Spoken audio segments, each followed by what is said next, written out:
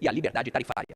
De Brasília, André Anelli. Ex-governador de Minas Gerais, Romeu Zema, aprofunda confronto com o Supremo após pedido de investigação do STF. Agora nós temos um presidente que tem o rabo preso, que fica se protegendo, fica se resguardando junto a ministros do Supremo, então isso acaba atrapalhando. Eu acho que nós precisamos de ter também um Supremo sem o rabo preso. Hoje eles estão lá tentando fazer o quê? Evitar investigações. Mas tô tranquilo, ele investiga o que ele quiser. Sátira, numa democracia, é a coisa mais comum do mundo. Lá em Minas Gerais já fizeram tudo quanto é tipo de boneco, de caricatura minha, eu encarei com naturalidade. Agora ele vive numa casta diferente, ministro do Supremo tem medo de fantoche. Eu nunca imaginei que fantoche fosse causar tanto transtorno assim. Criança ri daquilo ali. O ex-governador de Minas Gerais, Romeu Zema, mais uma vez visitou a AgriShow aqui em Ribeirão Preto e garantiu aos jornalistas que não será vice-presidente, que vai manter a sua candidatura à presidência pelo Partido Novo neste ano. Nós estaremos juntos no segundo turno. Eu falo que eu estou junto para poder tirar o PT de lá. Então no segundo turno estaremos todos juntos. O ex-governador Romeu Zema chegou a comparecer à agenda de Tarcísio de Freitas na AgriShow em Ribeirão Preto. Sua presença foi apresentada justamente à plateia, mas não subiu ao palco e muito menos houve a possibilidade de discurso na agenda. Um dia após o compromisso do governador de São Paulo, no mesmo auditório, na primeira aparição conjunta na pré-campanha com Flávio Bolsonaro. Onde estiver. O engajamento do PSD na tentativa de reeleição do governador de São Paulo, Tarcísio de Freitas, pode ser menor do que o esperado. Essa é, pelo menos, a avaliação de membros da sigla encabeçada por Gilberto Kassab após atritos recentes que envolveram os dois nomes. Publicamente, tanto Tarcísio de Freitas quanto Gilberto Kassab têm negado qualquer tipo de distanciamento ou desentendimento. Nos bastidores, no entanto, a leitura é outra. Um dos fatores apontados por pessoas próximas ao dirigente seria a debandada da equipe do PSD do Palácio dos Bandeirantes, sede do governo paulista, pouco depois de Kassab deixar o cargo de secretário de Relações Institucionais. A narrativa de aliados do governador, porém, rechaça a ideia de debandada. Auxiliares de Tarcísio destacam que a transição para a saída de Kassab foi tranquila e dentro da normalidade, além de ter seguido os ritos institucionais com duração de cerca de um mês. A leitura é que Kassab teria levado a equipe, que sempre o acompanhou, para a pré-campanha de Ronaldo Caiado à presidência da República, o que foi considerado natural. Quem assumiu a Secretaria de Relações Institucionais foi Roberto Carneiro, que antes chefiava a Casa Civil. A Jovem Pan apurou que Carneiro, inclusive, visitou Kassab na residência durante o período de transição, questionando quais compromissos ainda não firmados deveriam ser mantidos. Pelo menos 4 dirigentes regionais do PSD no interior do estado foram mantidos, em cidades como Marília, Franca, Cruzeiro e São José dos Campos. Já a leitura dentro do PSD é de ruptura e que esses desentendimentos podem impactar o cenário eleitoral, principalmente no que diz respeito ao apoio de prefeitos do partido do interior. Atualmente, a sigla comandada por Kassab possui o maior número de municípios paulistas. São 206 dos 645. Um membro relevante do partido avalia, no entanto, que não é possível pisar no freio por muito tempo e que antes do fim do primeiro turno, a aliança precisará ser reforçada, já que o PSD tem interesse em permanecer no governo em caso de vitória de Tarcísio. Após 5 meses de espera entre a indicação do presidente Luiz Inácio Lula da Silva em novembro de 2025 e a mensagem oficial ao Senado, que só chegou no início do mês de abril, o advogado-geral da União, Jorge Messias, vai encarar uma sabatina na CCJ do Senado, que não promete ser fácil. O relator da indicação na Comissão de Constituição e Justiça, o Everton Rocha, anunciou que somente um senador não deve comparecer, o que promete esticar a oitiva do indicado ao STF. A reunião do colegiado está marcada para as 9 da manhã e não tem hora para terminar. Vamos tentar trabalhar para encurtar o máximo possível, pedindo inclusive aos senadores da base que não utilizem todo o seu tempo regimental. Com isso, facilitará essa construção da agenda e também do dia, porque logo após a CCJ nós ainda teremos o plenário do Senado Federal, que é onde ele fará, também será submetido o seu nome para apreciação dos 80 senadores, já que o presidente não vota. Com trocas na composição do Senado, o senador Randolfo Rodrigues avalia um cenário favorável para a aprovação de Jorge Messias. Eu acredito que nós vamos aprovar o nome do ministro Messias com 45 a 46 votos. É a previsão que fazemos. Não, tá todo mundo trabalhando para conseguir os votos necessários. Eu estou confiante que nós conseguiremos aprovar o nome do Dr. Messias amanhã por 46, numa hipótese mais otimista, 48, 49 votos. Numa hipótese que eu diria mais realista, 46 a 48 votos. Apesar do otimismo da base do governo, que fala em no mínimo 45 votos favoráveis a Jorge Messias em plenário, os partidos Novo e PL já declararam voto contrário e prometeram não aliviar nas perguntas com a intenção de explorar temas como as prisões e as penas dos condenados pelos atos do 8 de janeiro e temas sensíveis como o aborto. O senador Isalci Lucas já disse que Messias deverá explicar muita coisa. Com relação ao 8 de janeiro, ele fez um vídeo dizendo que foi o primeiro a pedir o Messias para prender todo mundo. Tem a questão também do INSS, da Previdência na CPMI, de que algumas instituições que roubaram, principalmente a CONTAG, o Sindinap, são os maiores, eles não foram processados no primeiro momento, só depois que a CPI foi instalada, ou seja, um ano depois. Então, essas coisas, a questão da revogação do Conselho Federal de Medicina com relação ao aborto, então tudo isso será levado em conta. Outro temor dos governistas foi o comportamento neutro do presidente do Senado, Davi Alcolumbre, que não manifestou apoio nem rejeição, mas não fez questão de esconder a insatisfação com a condução do processo pelo Planalto. Eu acho que o presidente deve estar com o papel institucional dele, de presidente do Congresso Nacional, despachou para a Comissão de Constituição e Justiça, a Comissão de Constituição e Justiça amanhã vai sabatinar e vai apreciar e vai levar ao plenário. E o presidente terá, com certeza, a tolerância necessária para que os senadores que estão presentes em Brasília possam colocar o voto. Nas vésperas da sabatina, o governo intensificou as articulações para evitar uma rejeição inédita. A estratégia foi tentar ganhar votos dos indecisos e conseguir uma margem segura. Mesmo com as movimentações calculadas de ambos os lados, o voto secreto abre margem para traições de ambos os lados. Seja qual for o resultado na sabatina, a decisão final sobre a indicação de Jorge Messias ao STF caberá ao plenário do Senado.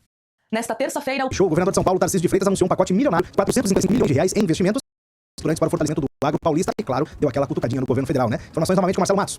No contraponto ao governo federal, Tarcísio de Freitas anuncia financiamentos ao agro paulista com críticas ao PT. Imagina o seguinte, o PT lá judicializou a nossa lei de regularização fundiária no Supremo. Porque incomoda eles a gente fazer regularização fundiária no Estado de São Paulo. E aí eu pergunto, qual a diferença da lei do Estado de São Paulo para a norma que rege a regularização fundiária feita pelo INCRA? Nenhuma. E detalhe, a lei que rege a regularização fundiária do INCRA foi enviada para o Congresso por meio de uma medida provisória pelo Lula. Qual a diferença da nossa lei de regularização fundiária para a lei do Piauí? Na verdade, a lei do Piauí é mais branda que a nossa baleia. E foi sancionada pelo governador Wellington Dias. Qual é a nossa diferença da nossa lei de regularização fundiária para a lei da Bahia? Nenhuma. E a lei foi sancionada pelo Jacques Wagner. O agronegócio vive uma tempestade perfeita, com fatores internos agravados por externos. O secretário estadual da Agricultura, Geraldo Melo Filho, analisa o impacto ao segmento. Nós estamos passando um momento extremamente diferente, vamos dizer assim, no agro. Eu tenho, por um lado, recorde de produção, recorde de produtividade sendo batidos, e por outro lado, margens de rentabilidade, margens de resultado dentro da atividade muito pequenos e muitas vezes negativos. Então isso está levando para outro conjunto de recordes, que é o recorde agora, nós estamos batendo recorde de inadimplência, o setor não tem essa tradição, nós estamos com inadimplência, recuperações judiciais, um ambiente bastante difícil de ser controlado pelos produtores, porque o principal fator aí é externo a eles. O presidente da FAESP, Tirso Meirelles, classificou de não anúncio os investimentos anunciados pelo governo Lula. Teve uma promessa de liberação de projetos para 26, 27, que seria um projeto do plano agrícola. Falaram que vai ter o plano agrícola, mas o plano agrícola o ano passado atrasou, esse ano não sei como está. Aí falaram da taxa de juros, falaram que a taxa de juros podia baixar por causa da guerra, né, do Irã. Mas não é verdade. O problema todo que nós estamos verificando é um problema hoje estrutural, que o governo federal não cuidou da responsabilidade fiscal e monetária. Em 2025, a Selic ficou quase todo o ano em 15% e havia uma grande expectativa para o início da queda agora em 26. Mas o conflito entre Irã e Estados Unidos mexeu nas intenções do Banco Central, que foi conservador, 0,25. E há uma grande defasagem agora, evidentemente, em relação aos preços do diesel, insumos e também fertilizantes. O presidente executivo da ABIMAQ, José Veloso, avalia as vendas de máquinas e equipamentos no ambiente da AgriShow. O agro, ele tem altos e baixos, porque a gente vende máquinas para vários setores, né? Então, na média, nós estamos andando de lado, né? Nossa expectativa até o final do ano é que a gente tenha um volume parecido com o do ano anterior, né? Logicamente que agora começa o Banco Central a flexibilizar a taxa de juros, então podemos ter uma melhora, boas notícias até o final do ano. O agronegócio cobra uma renegociação de dívidas, expansão do seguro rural, mas reconhece que o espaço fiscal federal não irá permitir rolar as dívidas dos produtores. 7h39. Vamos falar agora de Sorocaba. A comissão parlamentar de inquérito, que seria aberta para investigar o conjunto hospitalar de Sorocaba, não terá andamento na Câmara, mesmo após receber as assinaturas necessárias. Os detalhes com Vanessa Ferrante.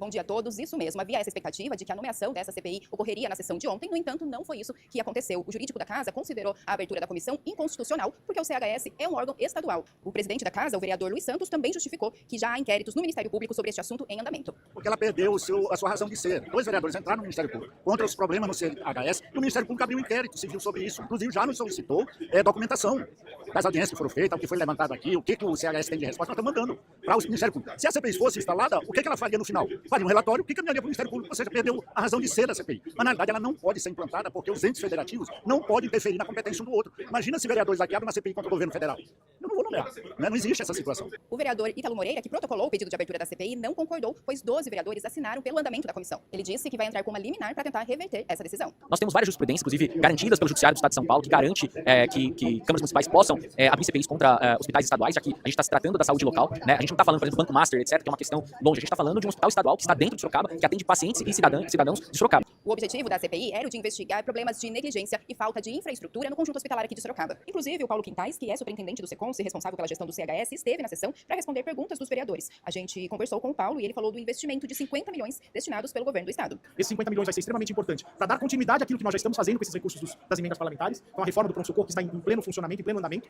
A nova tomografia chegou na semana passada, já está sendo finalizada a instalação, provavelmente no início de maio nós já vamos ter uma nova tomografia no pronto-socorro. Com isso, eu não vou precisar, como eu disse, realocar ou remover o paciente do pronto-socorro para o setor de imagem. Então são obras que já estão em andamento, mas eu acho que é importante até para alertar a população. O hospital está em reforma. O pronto-socorro está com leitos bloqueados porque estão sendo reformados. Essas obras devem durar cerca de um ano, mas os atendimentos não serão paralisados. Eu volto com vocês. Obrigado, Vanessa. É isso. A situação para as pessoas entenderem o seguinte: o SECONS que administra o hospital, ele recebe um valor fixo, né? E esse valor não pode ser gasto com infraestrutura. Diferente quando você tem emenda para a Santa Casa, né? O padre Flávio pode reformar, pode fazer, e ele é contratado, né? A prefeitura contrata os serviços da Santa Casa, que é o maior parceiro, que é um trabalho maravilhoso que o padre Flávio faz. Mas o SECONS que administra o regional, ele vem com uma verba fixa, e essa verba não vem para a área de reforma, construção, é de custeio do hospital. Então depende do governo do estado o envio de recursos específicos para reformas e aquisições. Aquele que gere o conjunto hospitalar recebe o custo, e também não recebe o SUS paulista, né? Que é um valor diferenciado, que, por exemplo, a Santa Casa recebe.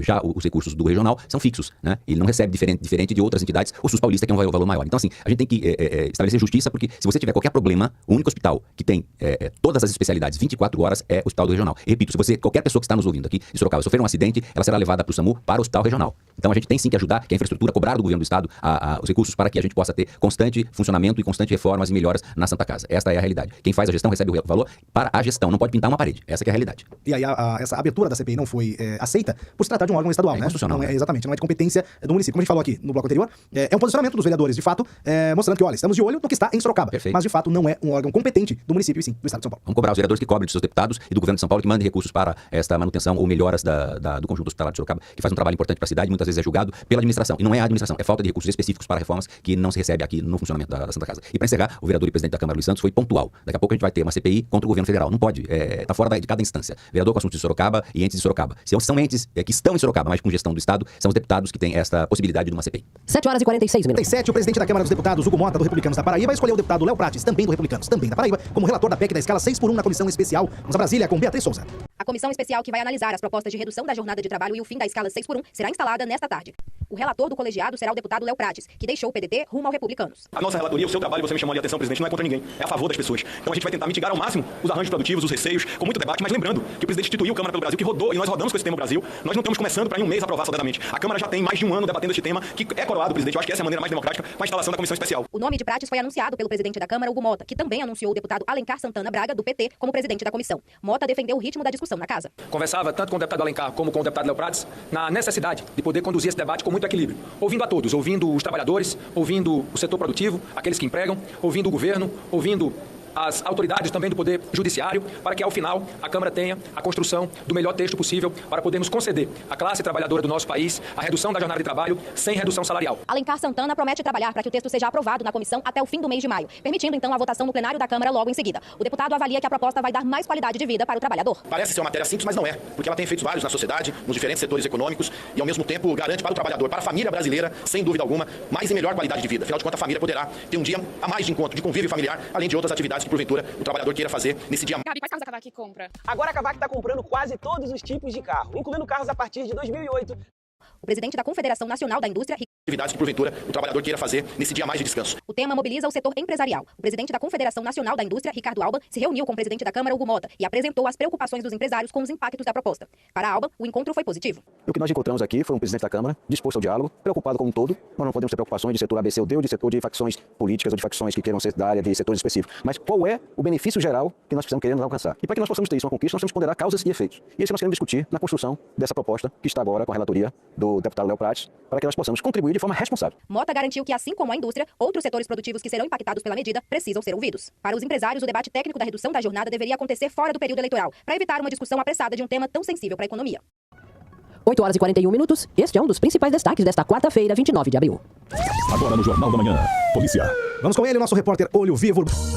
O governo de São Paulo anunciou durante a AgriShow em Ribeirão Preto um pacote de investimentos voltado ao agronegócio do estado. Entre os destaques está a liberação de 40 milhões em subvenção para a aquisição de máquinas agrícolas com a expectativa de viabilizar até 1.000 operações por meio do programa ProTrator. Outra frente envolve o seguro rural. Agricultores paulistas devem contar com um aporte de 100 milhões de reais. De acordo com a Secretaria de Agricultura, o programa pode alcançar milhares de apólices e bilhões de reais em produção protegida. O governador Tarcísio de Freitas disse que a medida visa ajudar no endividamento do produtor rural, já que, segundo ele, o Plano Safra Federal tem juros cada vez mais elevados. A gente tá vendo muitos produtores endividados, um Plano Safra Federal que cada vez varia mais, eles nunca sabem quando eles vão poder contar e com juros cada vez mais elevados. Nesse programa, eles vão poder contar, de fato, com um juro subvencionado, um juro que vai ser 20% mais baixo que aquele juro que ele vai conseguir em outros programas de financiamento, em outros programas de fomento para o agro, e a gente garante, assim, que ele vai ter uma previsibilidade. E a gente mantém esse estoque de recurso ano após ano, e a gente sabe que isso vai fazer diferença. Então, a questão da previsibilidade, do planejamento financeiro, para organizar a próxima safra, para comprar o insumo, o defensivo, o fertilizante, né, para investir em máquina, para investir em irrigação, está falando de um agro que representa aí 25% do nosso PIB, que representa, às vezes, 40% da nossa pauta de exportações, da pauta de exportações de São Paulo, que tem uma representatividade importante e que está ligada aí àquelas grandes vocações nossas. Eu sempre falo de 4 grandes vocações, e o agro tem a ver com 2 delas, a vocação da segurança alimentar e a vocação da transição energética. De ações voltadas ao fortalecimento do agronegócio paulista e eleva para cerca de 400 milhões o total investido em seguro rural durante a atual gestão. 8h58, falamos sobre economia no Jornal da Manhã. Da Informação.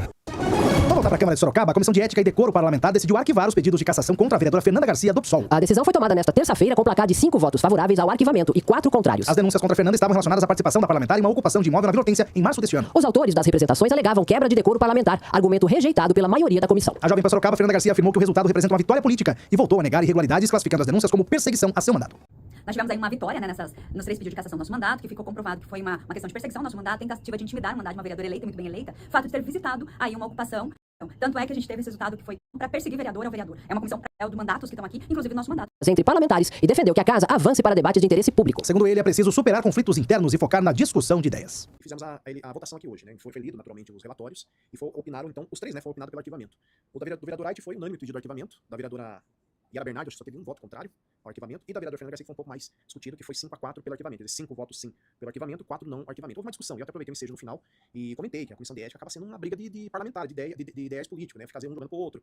Sempre discussão política. Então, é um assunto que eu acredito já virou político, e sair um pouco dessas brigas políticas não faz bem pra ninguém. O Cristiano Passo é o presidente da Comissão de Ética, né, Rosana? Exatamente. Além do caso de Fernanda, outras representações também foram analisadas e arquivadas, incluindo uma contra o vereador Vinícius Aite, aprovada por unanimidade, e outra envolvendo a vereadora Yara Bernardi, com apenas um voto contrário ao arquivamento. Agora, 9-2. Nossa. E amanhã sabe de quem que é aniversário? De quem? Coincidentemente? De quem? Flávio Bolsonaro. Olha! Irmãos de signo. Nossa! Agora, Irmãos de signo de caminhada. Agora eu comecei a entender. Sai da bolha, Thaís.